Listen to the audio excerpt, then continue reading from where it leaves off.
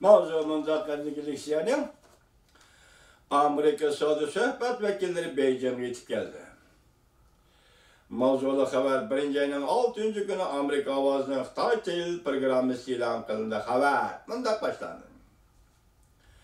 Amerika Qo'shma Shtatlari Sohbat vakili Jeffrey Grish yetakchiligidagi Amerika Savdo Sohbat vakillari umumi 1-ayning 6-kuni Beyjan'a yetib keldi. Amerika Cumhur ishki davlat atidan boshlab 2 kun muavin minister darajaliklar suhbati o'tkazdi. Ve ikki taraf o'rtasidagi savdo talash tortishini oxirlashtirishga izlanadi. Amerika Qo'shma Shtatlarining prezidenti Trump Rais Xi Jinping bilan 12-ayning 1-kuni savdo urushini to'xtatish bo'yicha vaqtli kelishim imzolab, Cumhurga 90 kunlik muhlat bergan edi. 2019-yil 3-ayning 2-kuni kelishim imzolashning eng oxirgi kuni deb bekitilgan. Prezident Trump o'tgan haftada bunday ko'rsatdi, ikki tarafning savdo kelishimi imzolashini ilgirlash o'ngishli bo'layotdi. Prezident Trump bunday ko'rsatdi, "Men sana aytib qo'yay. Hozir Cumhurning iqtisodiy yaxshi emas. Bu bizni foydali o'ringa ega qildi. Bizning iqtisodiy ahvolimiz yaxshi." Prezident Trump Oqsaroyning gullik bog'chisini to'xtatganda yana bunday dedi. "Biz Cumhur bilan kelishim imzolaymiz deb hisoblayman. Ular biz bilan kelishim imzolaydi deb hisoblayman. Ular kelishim imzolashga majbur bo'ladi deb hisoblayman." Shu hisoblash. Yana bir tarafdan Beyjan halqılık bozorga kirish masalasida hamda aqliy mulk huquq qatorliq sohalarda haqiqiy darajada yo'l qo'yamdi yo'q. Bu bir masaladir. Cumhurning tahdidga duch kelganda Sayyivan xalqaro jamiyatning Tayvanga yordam qilishni umid qildi. Mavzuli xabar 1-ayning 5-kuni Amerika ovozining Xitoy tili programmasi e'lon qilindi. Xabar bunday boshlandi. Yangi mavzu. 5-dagi bir mavzu Amerika Qo'shma Shtatlari hukumatining savdo suhbat vakillari Beyjanga yetib keldi. Ma keyingi mavzu Sayyivan va Tayvan to'g'risida.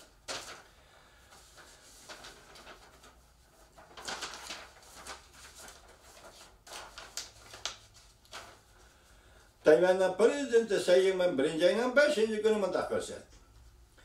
Tayvan tahdidga duch kelganda biz xalqaro jamiyatning Tayvanga e'tibor berishini, balki Tayvan uchun sado qaytarishini, Tayvanga yordam qilishini umid qilamiz. Prezident Sayyivanning ko'zda tutqani o'tgan 2 yildan beri Cumhurning xalqaro jamiyati Tayvanning nomini o'zgartmoqchi bo'lganligi, Tayvan bilan diplomatik munosabat o'rnatgan davlatlarni o'ziga tortganligi, Cumhur harbiy aeroplanlarning Tayvanni aylanib chiqqanligi va harbiy parxodlarning Tayvanni aylanib o'tganligi, hatto yolg'on xabar tarqatib Tayvanning demokratik saylamiga aralashganligidan iborat edi.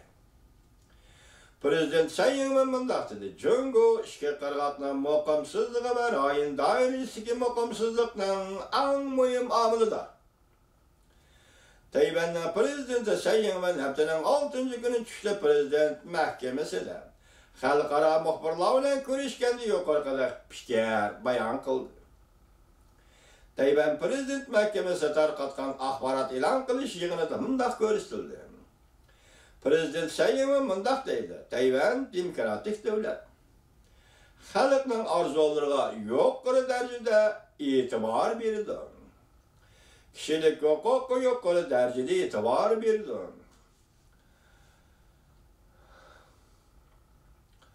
Xalqaro jamiyat e'tibor beradigan barliq qimmat qarashlarini amaliy ijro qilg'uchidir. Bunday tirishchanlik ko'rsatayotgan bir davlat tahdidga, davlat tarixga uchraganda demokratiyaga nurg'un qimmat qarashlariga tahdid solg'uchilar ziyonkashlik qilgan bo'ladi. Tahdid solg'uchilar ziyonkashlik qilgan bo'ladi. Prezident Sayyivan bunday ko'rsatdi.